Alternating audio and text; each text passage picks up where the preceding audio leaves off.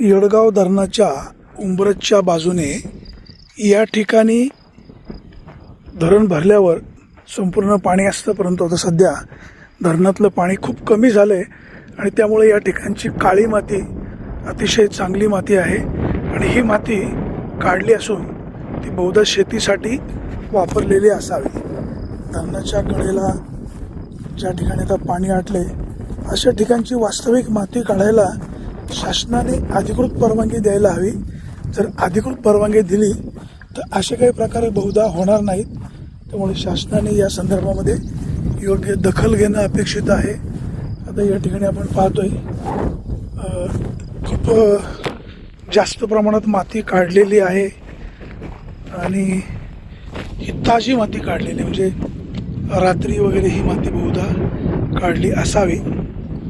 आता याला आपण चोरी म्हणायचं का नाही माहीत नाही, संबंधित विभाग त्या संदर्भात काय असेल ते म्हणेल, परंतु ही माती काढायला शासनाने परवानगी द्यायला हवी का जेणेकरून चुकीचं काही घडणार नाही। आता इथे आपण पाहतोय माती व्यवस्थित पद्धतशीरपणे काढलेली आहे, काही मधला पाऊस पडायच्या अगोदर काढली, काही आता काढलेली आहे। हरकत नाही, माती शेतीसाठी ही उपयुक्त आहे, आजूबाजूच्या शेतकऱ्यांना ही काळी माती द्यायला हवी, परंतु त्याचं नियोजन योग्य पद्धतीनं होणं अपेक्षित आहे। लाखो ब्रास या ठिकाणी माती उपलब्ध आहे। वास्तविक शासनाने या संदर्भामध्ये धोरणात्मक निर्णय घ्यायला हवा का जेणेकरून शासनाच्या तिजोरीमध्ये 4 पैसे पडतील आणि चुकीचे काही प्रकार देखील घडणार नाही।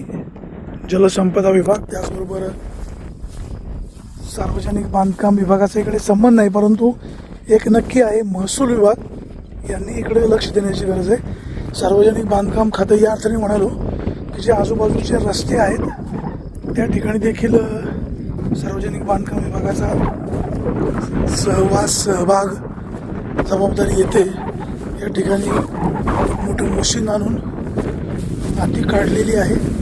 माती काढणं संयुक्ती जरी असलं तरी शासनाची रितसर परवानगी घेऊन हे असे माती काढली जावी आणि जलसंपदा विभागाने देखील माती काढायला परवानगी द्यावी। सध्या येडगाव धरणामध्ये पाण्याचा साठा अवघा 15% शिल्लक आहे।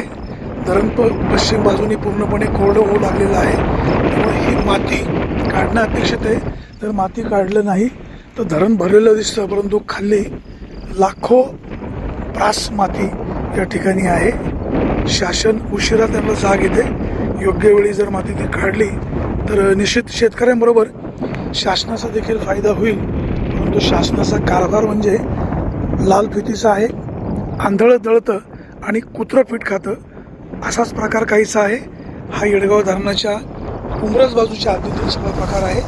या ठिकाणी माती काढलेली आहे, ही माती चोरून काढली असं आपण म्हणणार नाही। कदाचित शासनाने अशा प्रकारे माती काढायला परवानगी दिली असेल, प्रामुख्याने जलसंपदा विभागाच्या स्थानिक अधिकाऱ्यांनी देखील परवानगी दिली असेल।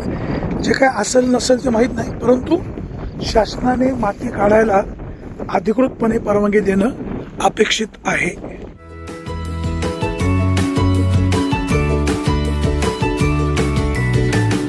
बातम्या शेतीच्या, बातम्या मातीच्या, बातम्या अन्यायाच्या, गुन्हेगारीच्या,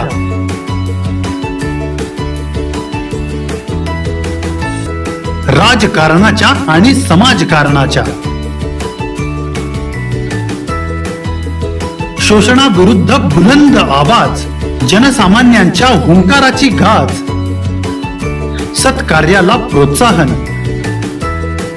दुष्कृत्याला अनुशासन, निर्भीड, निस्पृह, सडेतोड, बेधडक आणि रोखटोक म्हणजेच विघ्नहर टाइम्स, शोध बातमीचा, ध्यास सत्याचा। आपलं चॅनल, आपली बातमी सबस्क्राईब तर कराच, पण बेल आयकॉनवर क्लिक करायलाही विसरू नका।